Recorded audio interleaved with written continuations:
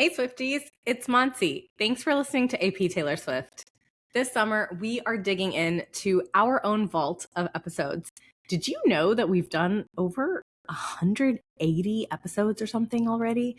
We wanted to bring back some of our favorite ones. If you have been with us from our very enchanting beginning, then thank you. Thank you so much for listening. And if you have joined us just now or at some point along the ride, we hope these episodes help you discover some of the gems from our back catalog. We've had some hilarious conversations, some more serious ones, and our hope was to use this summertime to kind of share some of our favorite episodes and bring them back to the surface so that you can relive them all over again. But first, I also have some exciting news. The three of us spent some time together this past summer in Chicago, and we've got a super exciting slate of new episodes coming for you in the fall and in the year to come. So if you love listening, I hope that you will enjoy the episodes, but also take the time to share it with a friend, send it to somebody else, another Swiftie in your life, or give us a shout out on social media. We are on Instagram and TikTok, and we are a fully self-run podcast. It's just the three of us. We do everything ourselves from recording, editing, and everything in between. So we would just really love the support. If you like what you are hearing and if you enjoy our conversations, please consider spreading the word. We also have a Substack. If you don't already subscribe, it's free to subscribe, and we put a lot of interesting content. Every week we do some extra credit where we go a layer deeper and share some of our thoughts. This is always really fun for all of the hosts to write. It's another surface where you can go further with us, and we love getting your comments and hearing your reactions. So consider giving us a follow on Substack as well. You can find our link in the show notes.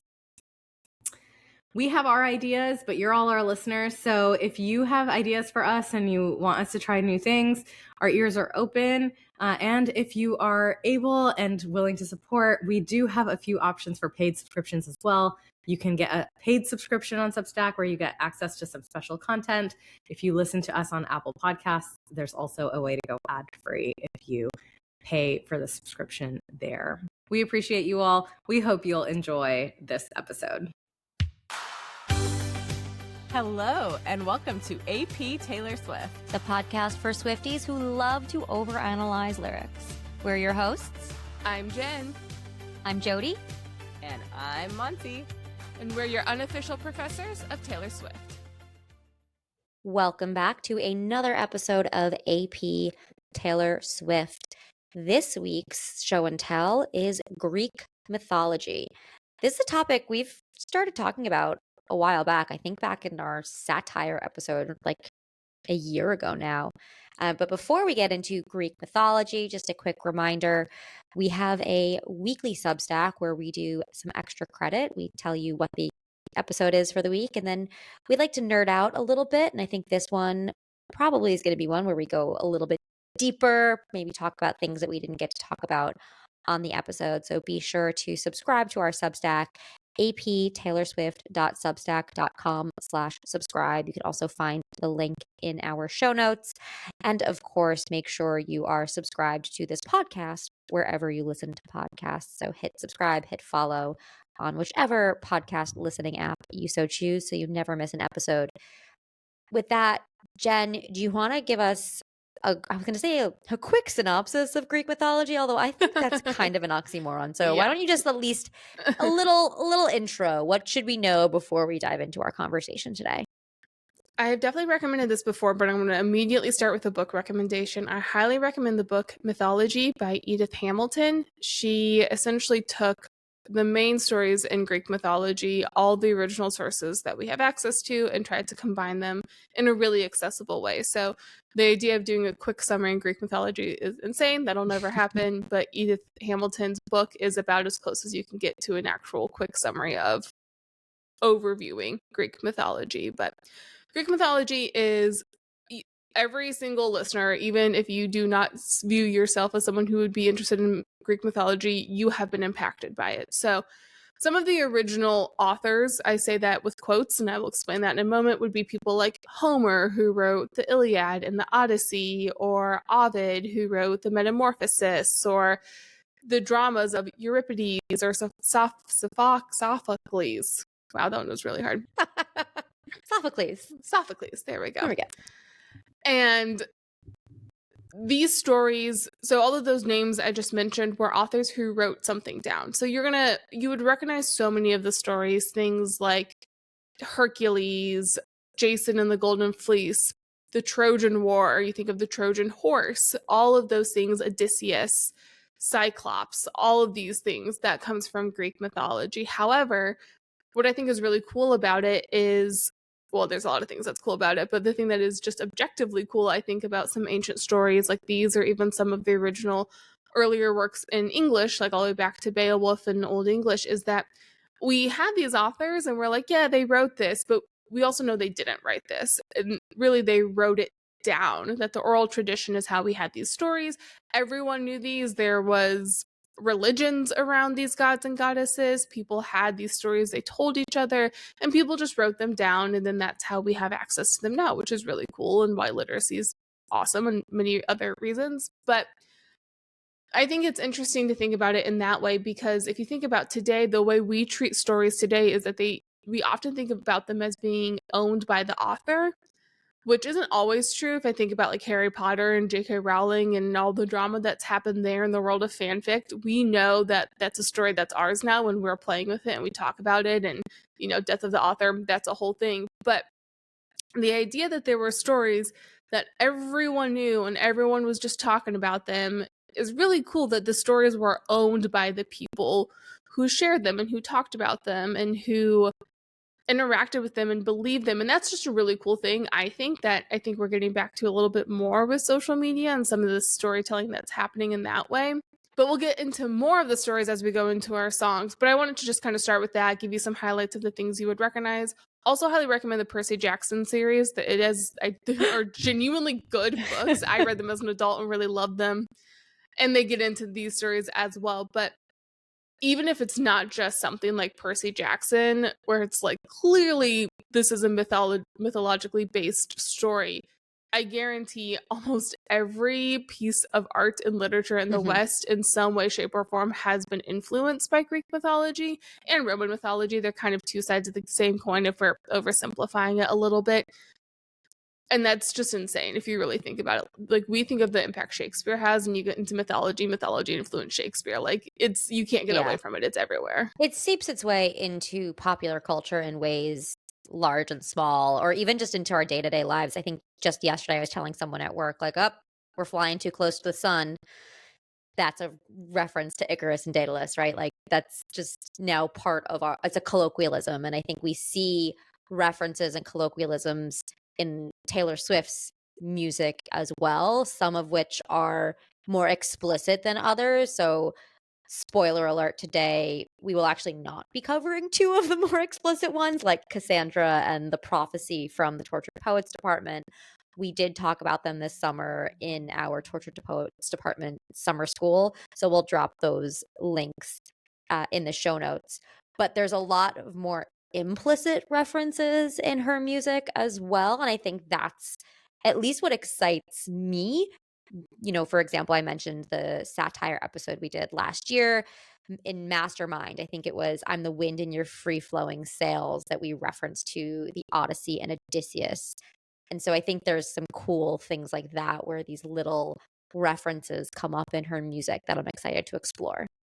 Yeah, and I think I took an angle where, even though it might not be explicit references to Greek mythology, I think one thing is also these stories are so foundational to our culture that you can also take familiar storylines or common narratives and apply them to stories in Greek mythology, because it's such a foundational piece of Western literature. And so there's also that angle of, there's direct references and allusions, and then there's this idea that the very structure of storytelling is loosely based on traditions that started back then. And I mean, it's not for nothing that if you were to study any humanities, I think it's worth saying that it's not just like it's a story, it's the very foundation of of kind of the civilization. Mhm. So it goes a little bit even older than even just the tradition of storytelling. It's like the very fabric of the culture. So it's kind of hard to separate where that begins and ends at where we are today. It's just so deeply woven into our human nature at this point. Well, and all three of us here have different religions, so I feel like this is a very safe space to say this. We're not insulting any religion by any means. But this was a religion. Mhm. This wasn't just, oh, this is a fun story.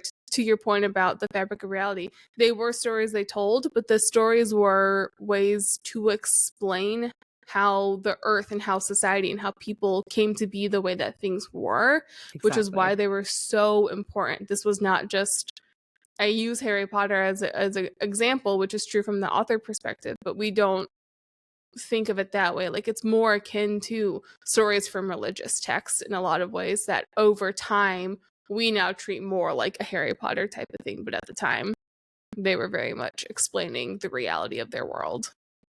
And that might be a really good transition to my song and the first song, because I decided to take one that maybe has a story, relates to a story that does talk about the world and creation of the world. Before I tell you the song, I want to tell you the journey that got me to the song, which is, we talked about Greek mythology as storytelling. Greek mythology is also some of the oldest folklore we have. And so I very quickly was like, I want to see if there's a song on folklore that could relate to Greek mythology, because we know that Taylor talked about the album Folklore as storytelling, folklore, myths, etc. When I think about folklore, I also, it's not just me, Taylor herself said she thinks about folklore as spring and summer. So there's a lot of like earthy album aesthetics. And in my head, I went to the hymn to Demeter. So I've got my Homeric hymns from college out. I guess, yeah, I'll tell you the song. The song I picked was My Tears Ricochet. This is from Folklore, track 5, written by Taylor Swift. So before I get into the song, I'll tell you a little bit about the hymn to Demeter. So Demeter is the goddess of the harvest. Her daughter is Persephone. She was abducted by Hades, who was the king of the underworld. Demeter basically like searches desperately for her. While she's searching for her daughter, she causes a famine, basically. So she is goddess of the harvest, and she says while she is distraught about her daughter's abduction to the underworld, nothing will grow. Nothing on earth will grow. So Zeus is like, well, that's not going to work. He intervenes. He tells Hades, hey, you gotta return Persephone. But he's, slick. He gives her some pomegranate seeds, and because she eats while she's in the underworld, then she has to return to the underworld. So while she gets to go to her mother Demeter, she can't stay there full time. Joint custody situation. She has to return to the underworld for 3 months every year. And during that time, when she is not with her mother every year, Demeter is mourning and permits no growth. And this is what in Greek mythology explains the seasons. So spring, summer, and even probably a little bit of the harvest, when things are growing and bountiful, that's when Persephone is with her mother Demeter. But when she has to go down to the underworld with Hades, that is winter. That is when everything is barren and there is no growth and no crops. So that kind of brings us back to the introduction that you both gave and both talked about. Like, Greek mythology is religion that's explaining why the world is the way it is. It's also making me realize it was wildly off-brand for me to not mention Hades Town the musical at the I was top going of the episode. I was just saying, I literally had to myself said, oh, don't forget to mention Hades Town. That is also a great example of Greek mythology and current culture. And I'm so sorry. I mean, we knew what would happen eventually. I'm apologizing for the error of my ways. We accept your apology, Jen. While we're listing references, I would also like to make a plug for the Disney animated film Hercules. They're making a musical out of that. They are. It's going to be great. I'm so very maybe excited. We'll do part 2 when that comes out. Okay, anyway. My Tears Ricochet. Sorry, yes. So in Hymn to Demeter, Demeter is heartbroken. She is devastated. And this song, which we talked about in our 1-year anniversary episode, which we'll also link down in the show notes, this song is heartbreaking. This song is devastating. There's a couple lines in here that, to me, reminded me a lot of the hymn to Demeter and specifically Demeter's perspective. So the song she sings, and if I'm on fire, you'll be made of ashes too. Even on my worst day, did I deserve fate? All the hell you gave me. So this, I could see Demeter saying this towards Zeus, who gave permission to Hades for him to have Persephone. So in the hymn to Demeter, the line is, no other mortal is to be blamed, save cloud-gathering Zeus, who gave her to Hades. So Zeus literally gave permission for Hades to abduct Persephone, and Demeter is on fire and saying, if I am upset, then you'll be made of ashes too. Nothing else will grow here. You will all suffer for if I am suffering. She also, in the song, the line, I didn't have it in myself to go with grace, that like I can't be the bigger person here. I can't do it. And Demeter does not have any grace when letting Persephone go to the underworld every year. She is like, if I can't have her, no one's going to be happy here. Again, in the hymn, the line is, she said she would never set foot on fragrant Olympus and never allow the grain in the earth to sprout forth before seeing with her eyes her daughter's lovely face. Like, if I can't see her and have her with me, nothing's going to grow. No one's going to be happy here. The other lines that came up to me, you had to kill me, but it killed you just the same. Again, like the famine, the line is, she's plotting greatly to destroy the feeble races of earthborn men. Like, you want to make me miserable? Great. You're going to be miserable too. That one specifically more like the famine really hurt. I was going to call them the earthlings. This is where my brain is, guys. It hurt people more than it hurt the gods. But the gods need people. They are earthlings. The gods toyed. Mortals, I think is Thank you. That's, earthlings, mortals, same. The gods, mortals are the gods' playthings in Greek mythology. And so if the mortals are suffering or are dead because of famine, gods aren't going to be happy because then they don't get to play around. They don't get to intervene in their lives. So you had to kill me, but it killed you just the same. Like, if I'm going to suffer, you're going to suffer too. And then finally, before I definitely want to hear what you all have to say too, like, and I can go anywhere I want, just not home. This is the one where I'm like, ooh, this could also be Persephone, because Persephone also can't go home to her mother for part of the year. Persephone can't go anywhere, really. Exactly. She's pretty locked into two locations. Correct. So the bigger one is really, this is Demeter, who is a goddess. Like, goddesses have power. She theoretically has everything except her daughter, who is her home. And so, again, this is definitely not one of those, like, it's not Cassandra, which is directly referencing a Greek mythology, although in our episode this summer, I think we talked about how even the song doesn't perfectly align to the myth. This, I get the feeling and the emotion in this song of this devastation and something awful happening, that something has been taken away, something that should have been home and comfort and peace, and someone is really trying to hurt me deeply. This is where this song really, to me, I was like, oh, hymn to Demeter. I love this comparison. I do too. I was also thinking about the home thing too, and spoiler alert, folks, we're going to be deep diving this one, and I now know that I'm going to be going into that thinking about home very much as a person, which is a really cool interpretation. Yeah. I think one thing that I love about Greek mythology in particular, and maybe a lot of mythology in different cultures, is because they're such early stories from an earlier phase of civilization, they're always so dramatic. And it's the emotions were very extreme. And in Greek mythology in particular, there is a lot of heartbreak and revenge, and very, very drastic measures taken for punishment. And it's sure unhinged. It's just so unhinged. Yeah, we're going to be referencing it all over the place today. Like, I'm going to talk about Sisyphus later, but there's so much drama.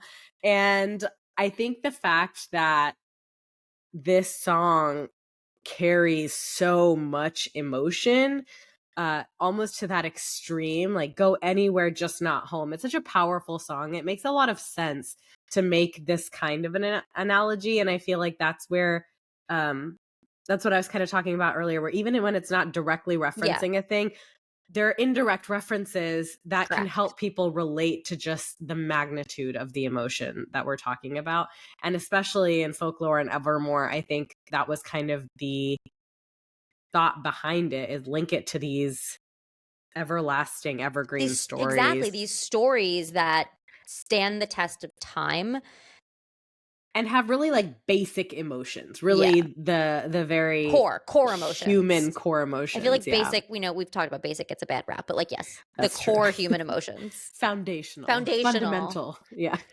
The other thing I really like about this is, and we talked about this, I think in our anniversary episode a little bit, the Stolen Lullabies line. Oh yes. Which we discussed a little bit in the context of Taylor, but also the idea of a mother losing her daughter. Mm-hmm. And how, again, one of those things where it doesn't just have to be Taylor, but the idea of when you can't sleep at night, you hear my stolen lullabies, that there is this parental thing there of a child who can't sleep even. Mm-hmm. That could be an interpretation of this if you look at it from Demeter's point of view. And also was thinking too, listeners, we don't always know what connections each other is going to make. So as you were saying all that, I was reading through the song again, the idea of we gather here, we line up, weeping in a sunlit room. The idea that Demeter and the rest of her community is upstairs, quote in unquote, the light. In the light, not in the underworld, weeping. So even if it's winter, you still can have sunny days. So the idea that image becomes so powerful to imagine a mother in the sunlight, like I'm imagining snow everywhere, weeping with her family and with her friends because she cannot see her daughter who was in the underworld and who was very actively not in the sunlight. The Stolen Lullabies line, I'm glad you brought that up because it is really integral to the hymn to Demeter.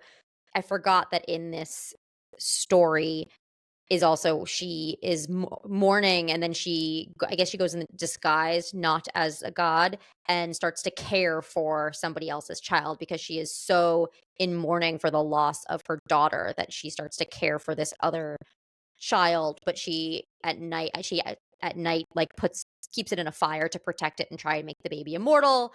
And then the parents find out and are like, what are you doing? Why are you keeping my child in the fire? And then she reveals herself as Demeter. But anyway, so like the maternal element of this story is very integral.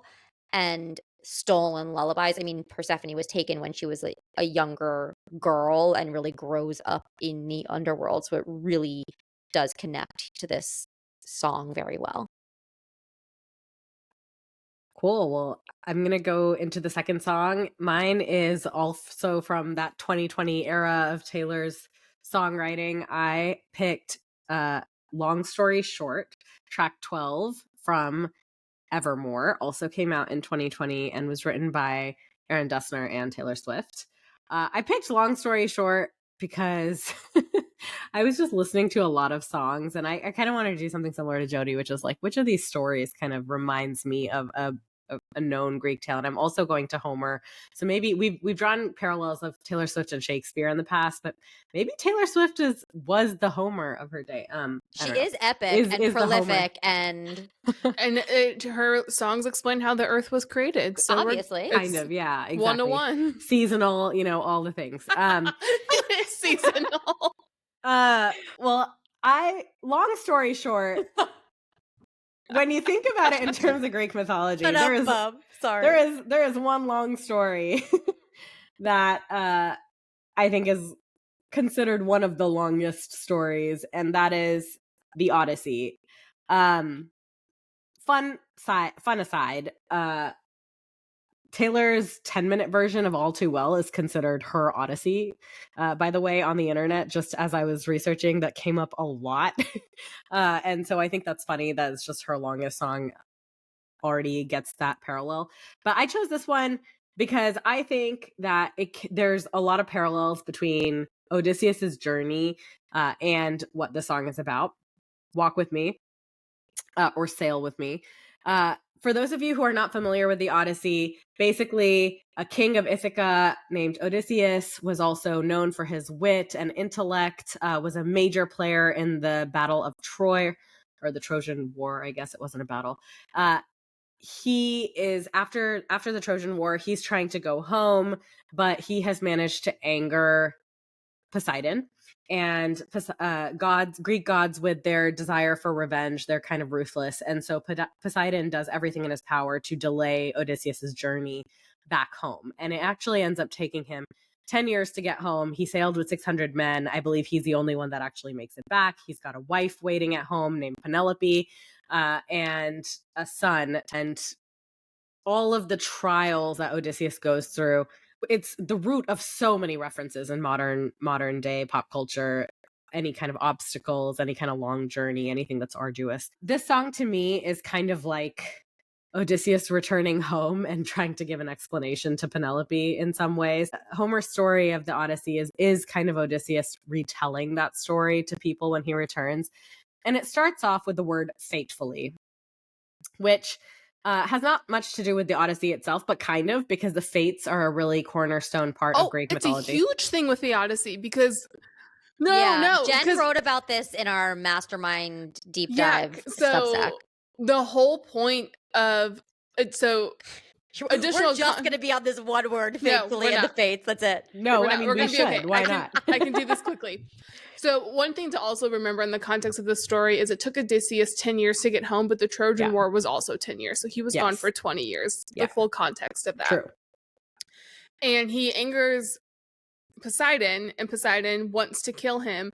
But in all of Greek mythology, there's this concept of fate, even more than just the fates, but there's some mysterious concept of fate that no matter what the gods want to do, they can't deny fate. Fate is always stronger than them. So Odysseus is fated to get home.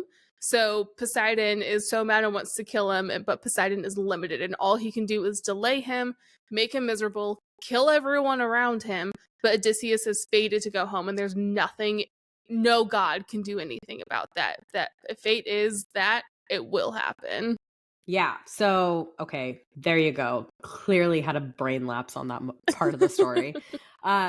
Yeah, I mean, I was thinking of the fates also, the three spinsters who spin up string that is essentially like, I always envision strings of yarn that determine somebody's fate. I always think of Hercules, the Disney animated film. Cut the cord, when you're at your fate's end. I think it's funny that she starts it off with that because it just sets the stage. By the time we get through this, I think you're gonna be like, yes, the song is the Odyssey. I'm already in. Okay, I tried to pick my battles till the battle picked me. Odysseus has fought many wars, the Trojan War being the greatest of all the wars, but he was kind of a decorated general, even going into this war, very respected king. And he was known to be the brilliant warrior. The Trojan horse was his idea, so the war ended because of his big brain. He had big brain energy. But despite all of that intellect, and even though he had been so in control in battles past, nothing could have really prepared him for the Odyssey, right? That was something that picked him. I'm going to speed up a little bit because this is going to become an Odyssey in itself. There's a line, I fell from the pedestal. Odysseus was really respected, and so he was always high up on a pedestal. I was also really tickled by the idea that Greek busts and statues are always decorated on a pedestal. And so here you have a really iconic, legendary character that has maybe fallen from the pedestal. And then we have the understatement of perhaps the millennium. Long story short, it was a bad time. I'm just imagining the understatement of which millennium? That millennium? Like the last few millennia, right? Like the Odyssey was a long story, and saying it was a bad time. 600 men turned into dust, 10 years wasted, probably an understatement. I know they just did a reprint of the Odyssey, or like a new translation, but I kind of want long story short, it was a bad time to be on the cover of the Odyssey. Right? It kind of sums it up in a nutshell. Pushed from the precipice, I think the Odyssey kicks off because Poseidon is angry and he's taking revenge, as Jen mentioned earlier. And so the idea that this was out of Odysseus's control clung to the nearest lips. Oh, I love this. Odysseus this is genius. Odysseus just casually gets sidetracked for 7 years when he gets ensnared by Calypso. And a year with Circe. He's a slutty and a little year man with on Circe. in that decade. Also a good book. And this Great married book, man, Madeline Miller. Yeah, great book, Circe. I so much empathy for that amazing, phenomenal witch. But Odysseus liked his wife. He loved Penelope, and yet he casually gets sidetracked along the way. Just clung to the nearest lips, you know. And at the Golden Gates, they once held the keys to When I Dropped My Sword. This is a little bit of a stretch, but turns out that the gates to Olympus, Mount Olympus, where all the gods live, does have golden gates, and it was often known as the entrance to the home of the gods.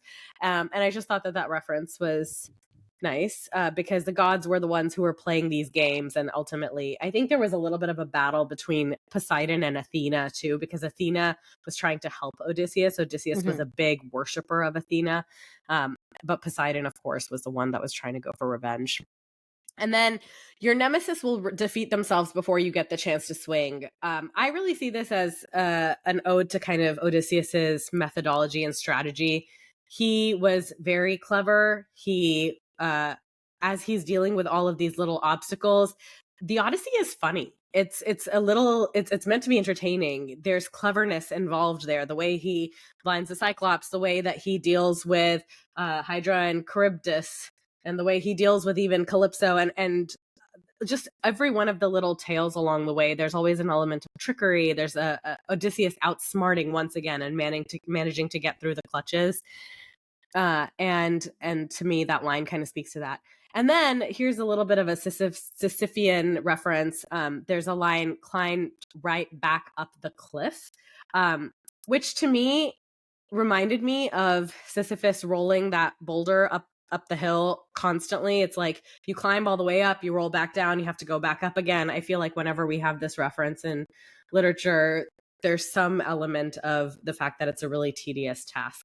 And so with all of these little Greek references kind of sprinkled throughout, but also the fact that this is about a long story that's short of something that she went through, I really saw some parallels with the Odyssey. I absolutely love this. I think I was so blinded by the right down the rabbit hole that I'm like, this is about Alice in Wonderland. But no, you found such great elements to tie this to Odysseus. And again, even the last two lines of the song, long story short, it was a bad time. Long story short, I survived. Like I could see him finally coming home to Penelope, and she's like, what happened? And she's like, long story short, bad time. Long story short, I survived. Moving on. Yeah, I think whenever I see the words long story, you just think it's a red flag of just you're like Odyssey, the most classic long story of long stories. I also really like the line, if the shoe fits, that's in here a couple of times too, because that's another really cool scene from the Odyssey. It's one that I always remember is so a really cool part of the story is while Odysseus is gone for 20 years, Penelope, I'm not going to go into everything she does, but Penelope is very, very smart and is able to keep suitors away. Yes. Because everyone says Odysseus is dead, and she's like, absolutely not. I don't believe that. I'm not going to marry any of you and make you the king. That's stupid. That's not happening. So she tricks everyone. She is also brilliant. They are power couple to a T. But when Odysseus comes back, he sneaks into the city, his own kingdom. He sneaks in to see what's going on. And essentially, the way he reveals himself is he shoots an arrow with his own bow, which none of the other men in Ithaca can use. Only Odysseus is strong enough and clever enough to use this particular bow. And so that's the moment of revealing of, oh, it's you. It's the concept of if the shoe fits, if the bow fits, it must be Odysseus. He's the only man who can do this. The person who can break the bow. Exactly. So that's kind of fun too. Of this, we have shoe fits, high heel breaks, all that kind of stuff. But then we have Odysseus and his bow, and it's actually kind of the same concept. We just use a different idiom for it now. Really quick plug, because you brought up the bow and because I am Indian, I have to also reference another long epic tale. Indian mythology also has two really similar long sagas, epic poems that are very old, and there's a lot of parallels. I just want to call out between Homer's Iliad and the Odyssey and these two Indian epics as well. And the breaking the bow one is one where there was a Indian king who also, he couldn't marry, and only the king who could break a bow would be able to marry this princess of this land. So just to call that out, that epics exist everywhere, but Greek mythology, of course, is the Western epics are very well known. That's why I said West as many times as I could. I was like, this is a very Western thing. Western epics. It's one of those things that also just takes to the universality of these stories. They're very just foundational to humans. Yeah, they're just retold in different cultures, and the ones that we happen to read are the Western ones. There's actually a lot of evidence, going back to our psychoanalysis episode, that there are some universals to the human experience, which includes narrative structures and how we tell stories. Joseph Campbell's The Hero with 1,000 Faces took some of those ideas of Carl Jung and Freud of the unconscious and subconscious and started to put together this like analysis of, hey, we tell the same story over and over and over again, and we never get tired of it, which is actually really cool, and that there's something universal to being human, to loving the stories, which I think is really cool. Yeah. Also want to shout out Emily Wilson was the first woman to translate the Odyssey into English. It was published in 2017. That's the new one I was talking about. Highly recommend reading that one. There's a whole sub conversation that we're not going to have, but how the Penelope and the women of Penelope's court were treated in translations by men, and Emily Wilson really spent the time understanding the context of that and translated it in a much different way that is more true to how it should have been and does not degrade the women in the same way. Yeah. So I recommend that. She is a classicist. We will add it to our bookshop, which you'll find in the show notes. Definitely add it to the bookshop. But in any of these ancient things that we're reading translations of, always ask yourself too, who is doing the translating, because that changes things. Okay, well, I guess it's me. I'll just keep talking. Well, I have the last song. I chose Labyrinth, which is from Midnight's 2022, track 10, written by Taylor Swift and Jack Antonoff. I want to say right now, a hot take, the more I thought about this, the less I really feel like it's actually about the mythological labyrinth. Well, I like that. Then we have something that we thought would be because of the title, and let's get into it and actually see if it is. Yeah, let's get into it. So the Labyrinth is a story. Well, it's a place in Greek mythology. There's several stories around the Labyrinth. I'm not going to get into them all, but because that's a whole other podcast. However, high level, and this is where I wanted to share this because, again, Greek mythology is so wildly unhinged. So a god of some kind, I believe it was Poseidon, sent the King Minos a snow white bull as a sign of his blessing. And he was supposed to sacrifice that bull back to Poseidon or whatever. The gods made no sense. And Minos was like, I don't want to do this. This bull is beautiful. So Poseidon decided to curse Minos by making Minos' wife, Pasiphae, fall in love with the snow white bull. And so she did what she would do with something she was in love with, and she gave birth to the Minotaur, which was half human, half bull. That's just, sometimes you hear these stories. Well, I don't want to interrupt your story, but I will say, if you'd like to hear these stories told in like a really fun way, Stephen Fry, Mythos, Heroes, and there's one more that I think is about the Trojan stories. Like, I mean, you have to listen to them, the audiobook, because he retells these classic Greek stories, but in a very Stephen Fry way. Highly recommend. Amazing. They're really good. That sounds so good. So King Minos' solution to this then, though, was obviously we all know what to do when your wife gives birth to a half bull, half human. What do we do? You build a labyrinth, you put the Minotaur in it, and then you ask the country that you rule over to sacrifice a bunch of their children every year, so the Minotaur kills it. Naturally. Kills the kids, as you would. 7 young men and maidens were sent every year to be eaten by the Minotaur. Isn't this the inspiration for the Hunger Games? The story? Yeah, I think so. I thought about the Hunger Games a lot, I think this actually, is the as I was inspiration thinking for the about Hunger this. Games. Yeah, although in that case, it wasn't even... Yeah, the Minotaur is essentially a metaphor then for society's desire for blood, just metaphorically. Casual. Anyways... So then eventually Theseus is like, we're not doing this. I'm over this. This isn't happening. So he decides to volunteer, again, Hunger Games, to go, and he's going to go into the labyrinth, but he falls in love with Ariadne, who is the daughter of King Minos, and Ariadne gives him some thread, which helps him track where he went so that he can kill the Minotaur, save everyone, and get back out again. Some invisible string, if you will. If you will. I had that thought too. However, the story does end tragically in that, I don't remember even why. I have read the full story and I don't remember exactly why, but Theseus, on the way home, he takes Ariadne with him and he abandons her halfway home. And he also told his father that he would change the sails on his ship to white if he survived, or leave them black if he didn't, and he just forgot to change them. So then his father kills himself. His father was King Aegeus, I think, and that's why it's named the Aegean Sea, is he threw himself into the sea. So it actually ends quite tragically. Drama. Yes. So Taylor wrote a song about this, obviously. Well, so then Taylor writes the song Labyrinth, and I'm like, all right, let's do this. I truly, not even listening to the song, was just like, we have to do Labyrinth, obviously. We're doing this. I'm listening to the song Labyrinth. The word comes up one time. This is not a lyric-heavy song. In fact, the last, third of even half of the song is just repeating the chorus over and over again, which I would think there is actually some value to that repetitiveness, but that's a deep dive conversation. So we have the line "lost in the labyrinth of my mind."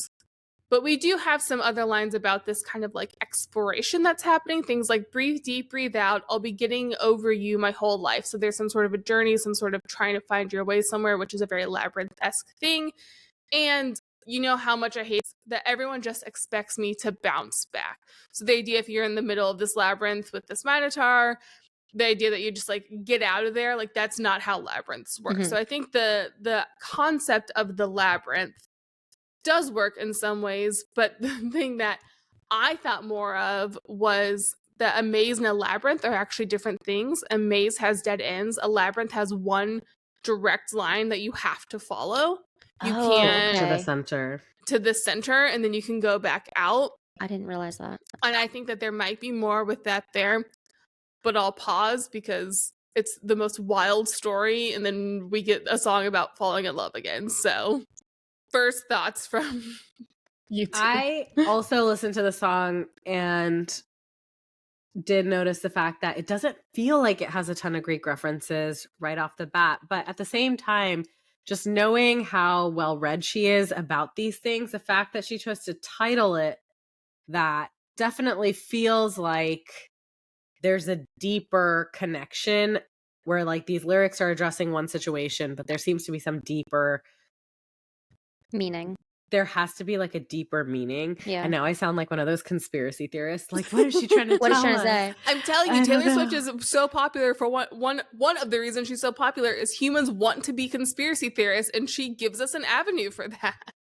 Yeah. Speaking of humans wanting to be conspiracy theorists, the book that I'm currently reading is called Fantasyland by Kurt Anderson, which is basically about how in American culture, at least, we've become so susceptible to hucksters and conspiracy theories and all that stuff. Anyway, side note. Because we also want the drama. But it's rooted in our American. It's a deeply American culture back to adds up the funding. Anyway, speaking of deeper meaning in this potential song, there's a lot of pain and hurt and fear in this song. Literally, it starts with it only hurts this much right now.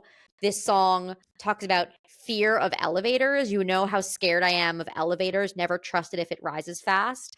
Talks about plane crashes. I thought the plane was going down.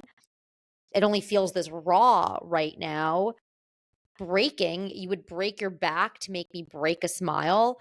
There's a lot of pain and anguish and fear. And I wonder if in your retelling of the story of the Labyrinth, there's a lot of fear and pain and suffering in that story as well. Yeah, and then the second half of the song is I'm falling in love again. So we kind of have that turns pivot. Around. I do think that there could be a connection there that does make a lot of sense, because a lot of people think of Theseus' story as one of the original coming of age stories, that the labyrinth was a place of transformation. He went in a boy, came out a man kind of thing. Got it. But it was through the pain of that, through the challenge and overcoming the challenge, that he came out.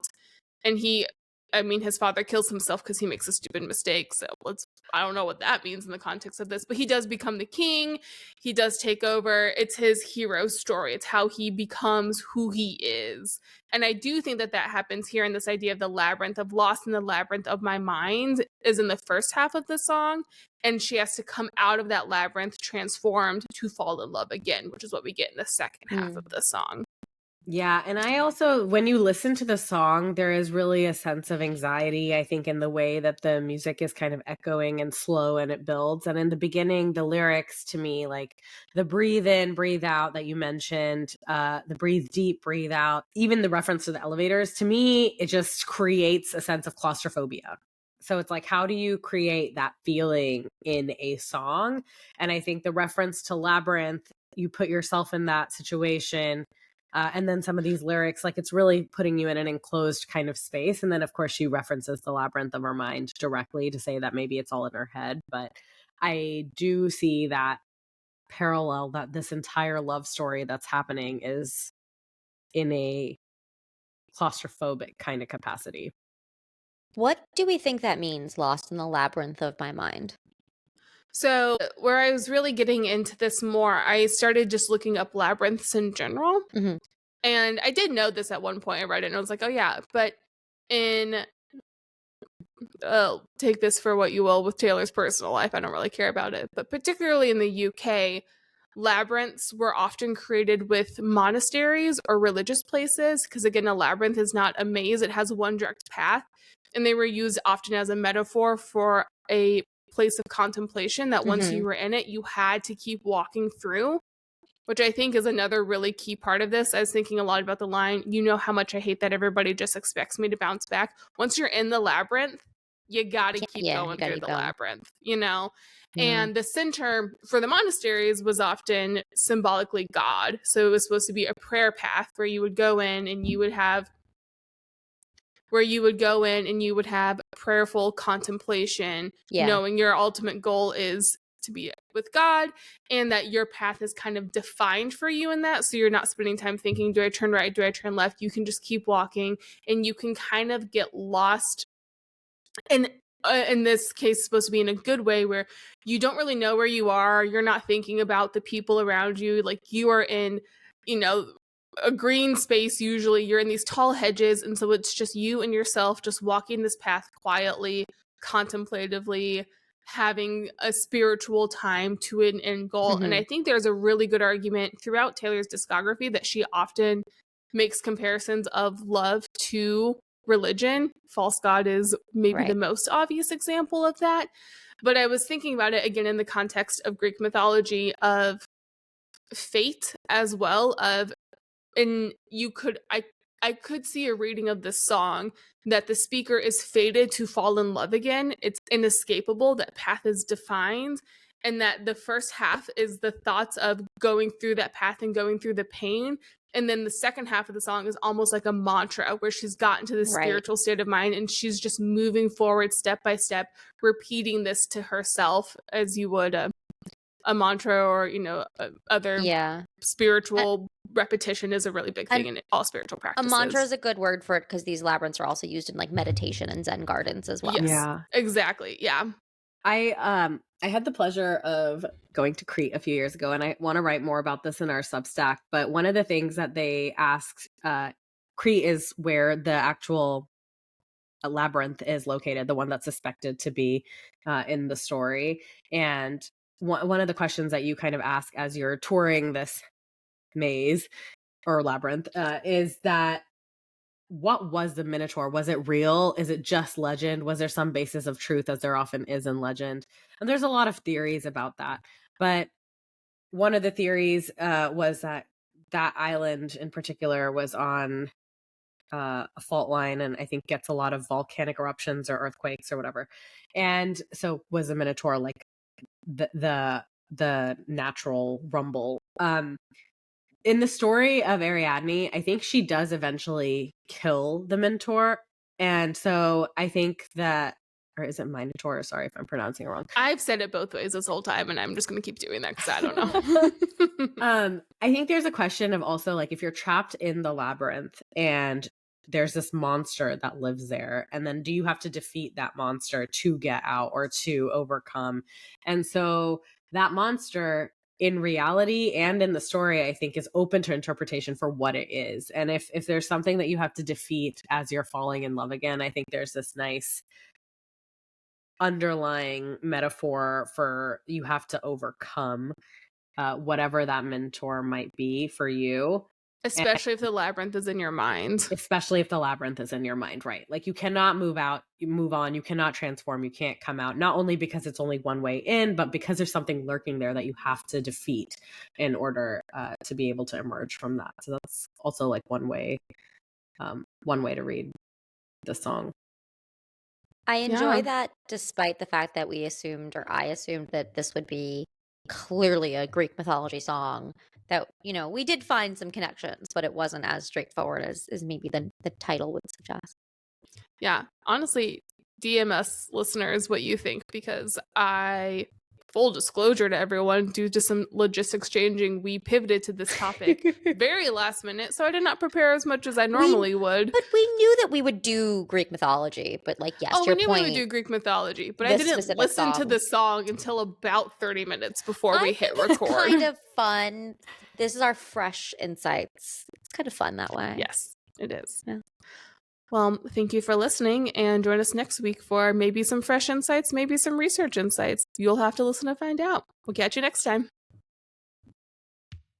That's all we have for you today on AP Taylor Swift.